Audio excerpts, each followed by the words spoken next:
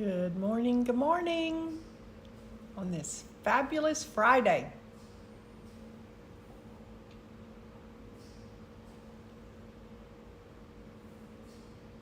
Aren't you just loving the book of Job as we read all the way through the Bible?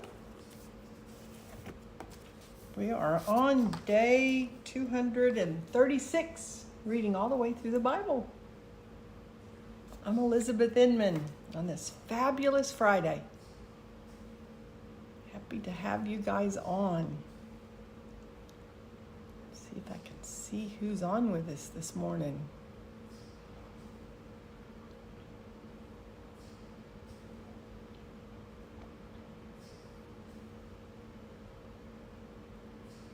I'm Elizabeth Inman. This is Dream Big Today Ministries, reading all the way through the Bible together.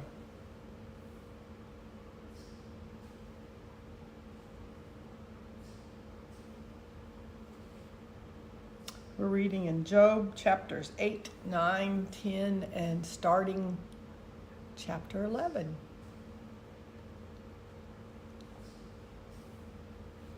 Just taking our time a little bit. It takes a minute or two to make sure we're on.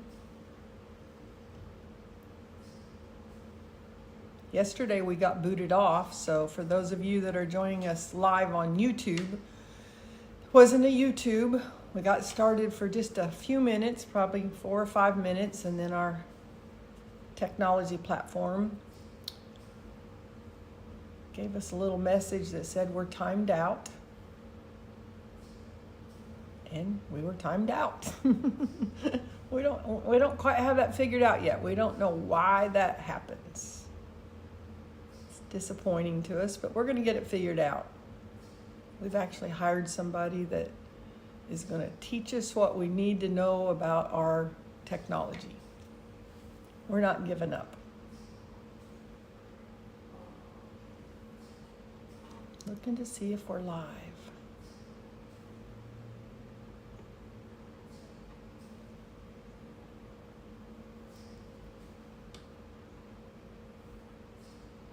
Just have to trust by faith that we're live this morning. I don't see it on, so we'll just continue on reading in the book of Job. I was kind of wondering this morning, because we're into the dialogue. We're deep into the dialogue. Job has been afflicted. His body has been attacked by the enemy. Oh, there we are. We're on. Randy's with us, and Debbie. All of our Debbies are on. Leslie's with us. Good morning, and Nancy's with us, and Cassie. Thanks, guys, for joining with us. So happy you guys are on with us. Job's body has been attacked by the enemy. Now, once again, there's things we can find in Job that's so similar. The way they believe is an awful lot of the ways we tend to believe these days. Job believes that God's done this to him. When bad things happen to us today, we believe and we want to blame God for all of our problems.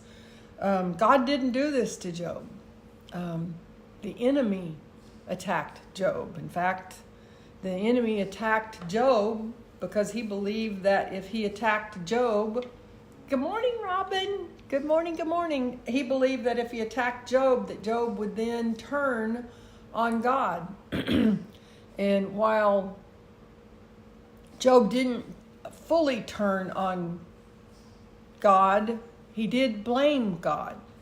He believed that God is the one that put the illnesses on him. He's the one that believed that God killed his children, that took his wealth from him. And I believe there's lessons for us today, August the 23rd, 2024, that we can read the untruths about the way his friends speak to him, the untruths in the way that Job's brain worked. It is very relevant for us to understand the chronological timing of when Job and his friends lived. I spoke yesterday that the historians believe that the timing of this was somewhere between the 10th chapter of Genesis and the 12th chapter of Genesis. That's very, very relevant. You know, Shauna from our ministry, Dream Big Today ministry, sent out a little text this morning and said, isn't it interesting that Job never asked God for healing? Well, you know, we read several books back in our daily Bible reading, King Hezekiah. If you think about it, King Hezekiah had an illness that was going to kill him. He asked for the prophet to come and talk to him and asked him if he was going to die. The prophet asked God. The prophet spoke to King Hezekiah and said, yes, indeed, this illness will kill you. King Hezekiah then rolled over on his side and cried out to God and asked for more time. I guess in a roundabout way, he asked for healing, but after Shauna texted this morning and said, isn't it interesting that Job didn't ask for healing? I thought about King Hezekiah and what his prayer was. King Hezekiah, although I didn't go back and just reread the story of King Hezekiah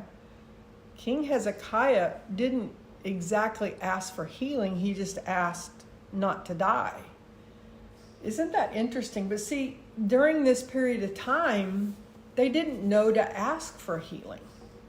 There was not the regenerating power of the Holy Spirit living on the inside of them. They had not been taught to ask for healing. Jesus Christ had not died on the cross, and by his stripes we are healed.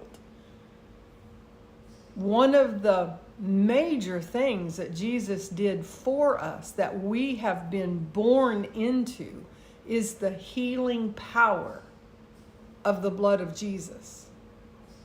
That we now know to ask for healing. That we now know actually what Jesus longs for us to know, that healing is ours. It's not even that we have to ask for healing. He wants us to live in healing. And in fact, in Corinthians today, there are words in Corinthians today that if we will meditate on them and ingest the word, if we will ingest these words, it'll change the wrong thinking that we have today. 1 Corinthians 15, verse 2. You believed something that was never true in the first place. Verse 4. He was buried and he was raised from the dead on the third day. He was seen, verse 6 said, by more than 500 of his followers. Verse 7. He was seen by James and later by all of the apostles. Now go with me. Go with me here. I'm going somewhere. Verse 8. Paul, who is writing this letter to the Corinthians, said, I also saw him. Now we're getting into the spiritual aspects of this book, of the letter written to the Corinthians. Paul says, I also saw him.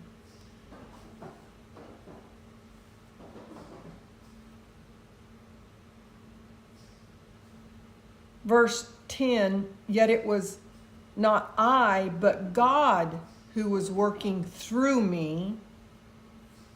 Verse 17, and if Christ has not been raised, then your faith is useless. Verse 20, but in fact Christ has been raised from the dead. And then here we go. Verse 22, everyone who belongs to Christ will be given new life. Do you understand that sickness is the opposite of new life? Let this sink in. Read with spiritual ears. Read with spiritual eyes. Hear with spiritual ears. Paul saw Christ. He was never face to face with Jesus on this earth, and yet he saw him. Jesus died on the cross. By his stripes, we are healed. Job didn't know to ask for healing. We don't know to ask for healing. We don't even have to ask for healing. We are healing. The same Spirit that raised Jesus Christ from the dead lives in us. We are healing. To even have to ask is a level of unbelief in us. See, Paul got to the place that he knows that he saw him. He got to the place that he sees him. He got to the place of his oneness with him. He abides in him.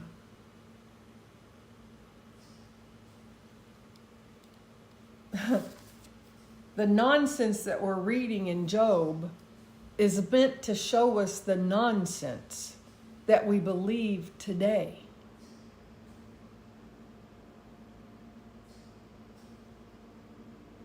You know, chapter 9, I believe it is, then Job spoke again. Yes, I know all this is true in principle, but how can a person be declared innocent in God's sight? Maybe it's verse 10 that I want to talk about. Is it verse 10 that he starts railing at God? Let me look. Let me find verse 10. There it is. I am disgusted with my life. Let me complain freely. That's right. You know, when I read that one, and then I listened a couple of times to today's reading. I hit the play button and listened, and I don't know how many times I've told people, so many times, they're angry with God. They're mad at God. You know, that's the first step down a slippery slope, I'm telling you. To get mad at God, to get angry at God. You are on the cliff at that point in time. But I tell them, you think God can't handle your anger? I mean, you think that God can't... First of all, you think God doesn't know what your thoughts are anyway? I mean, he's God. He is your creator. There is nothing hidden from God. I mean, we literally almost put ourselves in the place of God. We make ourselves God when we think that we're so all that and a bag of chips that I'm so mad, I'm so angry, and God doesn't even know. And I tell people, and I have told people, go out in your backyard and you let it all out. You know, and people will reach a level of anger that their language is filthy, their language is, and they think that will keep God from them.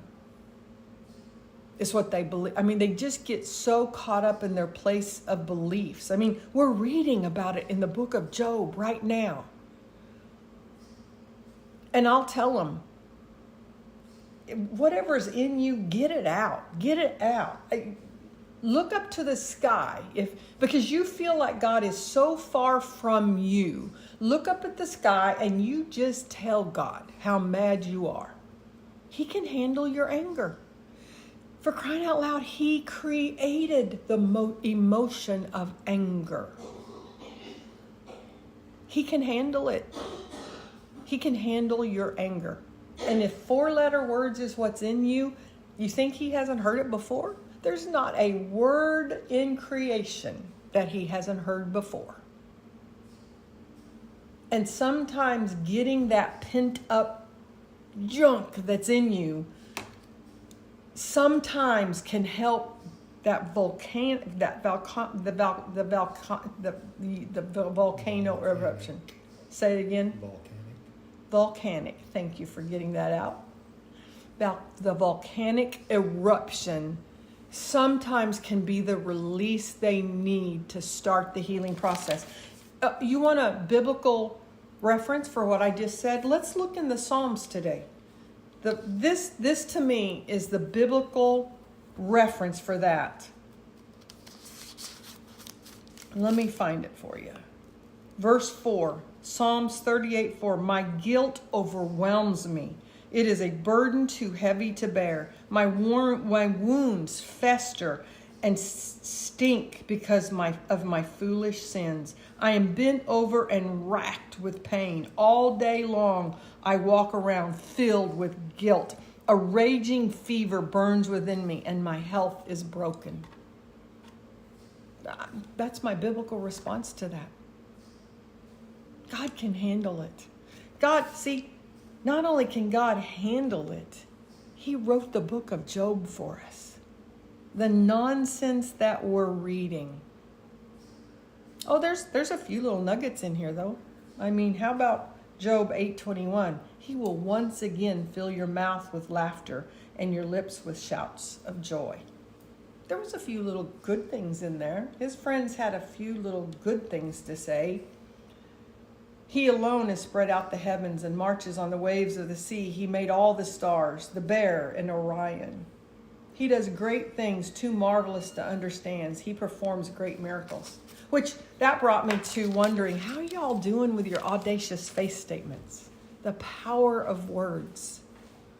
We're seeing the results, not in necessarily a good way, the power of words. So as I read today, I wondered, it's been a couple of weeks ago or so that I gave you guys some examples of audacious faith statements. Are y'all doing your audacious faith statements? Put in the comments for me if you had any results of audacious faith statements. I am happy, healthy, and strong. I am happy, healthy, and strong. I am happy, healthy, and strong. How about I am statements? If you missed out on some examples of audacious faith statements, how about if you just write out and you start speaking I am statements? I am a child of God. I am His favorite. I am the apple of His eye. I am loved by God. I am known by God. I am a child of God. Those words can change your life. Do you think the words that Job spoke out in chapter 10 in today's reading helped him?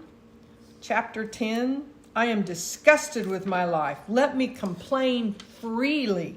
You know what that did? Chapter 10 is Job complaining freely that then opened up a torrent of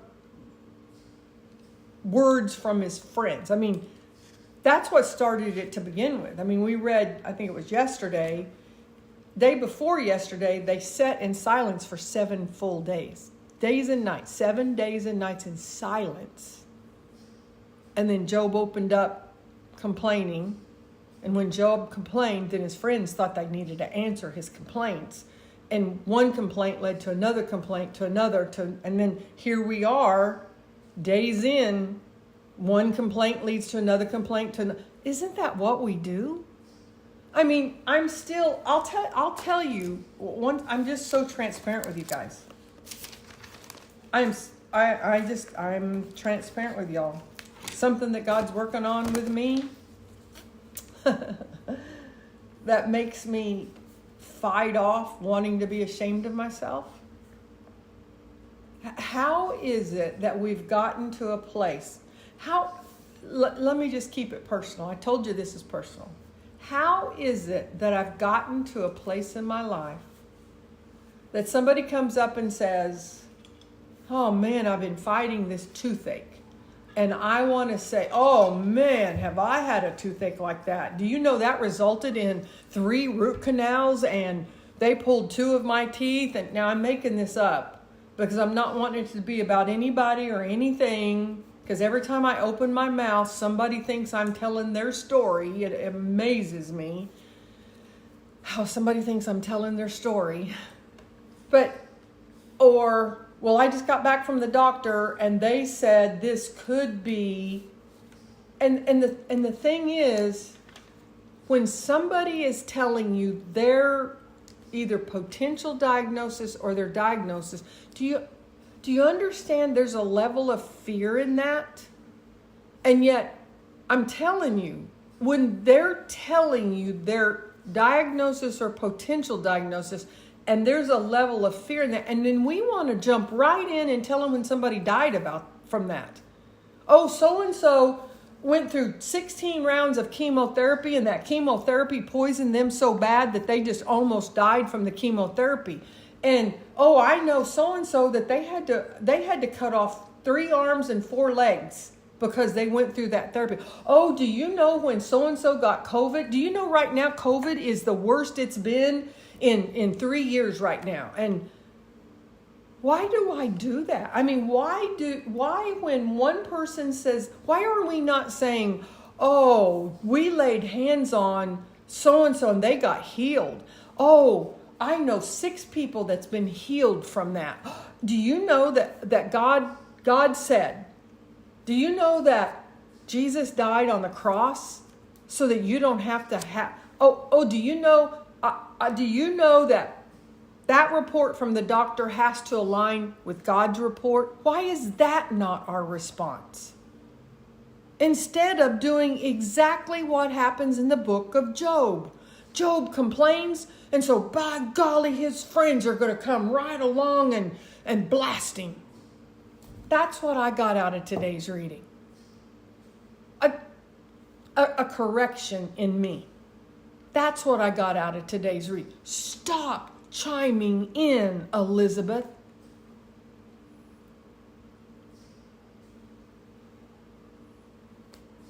I don't want to chime in anymore. I don't. I want to speak life. I want my words to be life-giving. I want to be the one that speaks life, not death. I want to be deaf to all the threats. I want to be silent before them as one who cannot speak. That's Psalms 38, verse 13. I want to choose to hear nothing and make no reply because I want to wait for you, O Lord.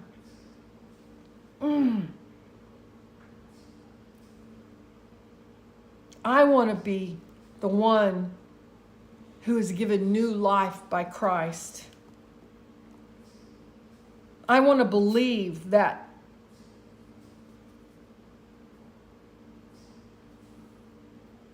verse 24 of 1 Corinthians 15 says, after the end will come when he will turn the kingdom over to God the Father, having destroyed every ruler and authority and power. See, I want to believe that that is a now thing. I'm not waiting for that to happen, folks. My belief system is, when I read that, that is a August 23, 2024 thing I live in now. That isn't something I'm waiting on. Jesus Christ has already accomplished that. When I read today's New Testament reading in 1 Corinthians 15, these are promises I get to live out today in my life. The enemy has been destroyed. Every ruler and authority and power has been destroyed by the death, resurrection of Jesus Christ.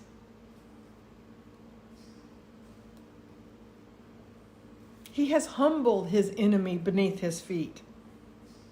And the last enemy destroyed is death. I have nothing to fear in death. He has given me new life. I get to live new life today. I don't have to fear death for my husband or my mom or me or my children or my grandchildren. I don't have to fear death because of what Jesus Christ accomplished for us now. So different than how Job and his friends were living. So different, stark contrast. Jesus changed everything for us. God has put all things under his authority.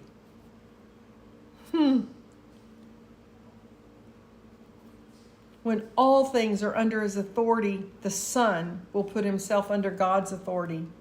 Everything is in divine order for us. Everything is under divine order. You just don't get any better than that. Heaven on earth. Thy will be done on earth as it is in heaven. Thank you, Jesus. Wow. Wow. Proverbs 21:28 and 29. A false witness will be cut off, but a credible witness will be allowed to speak. Is that just not the way to top off a day of reading in the book of Job?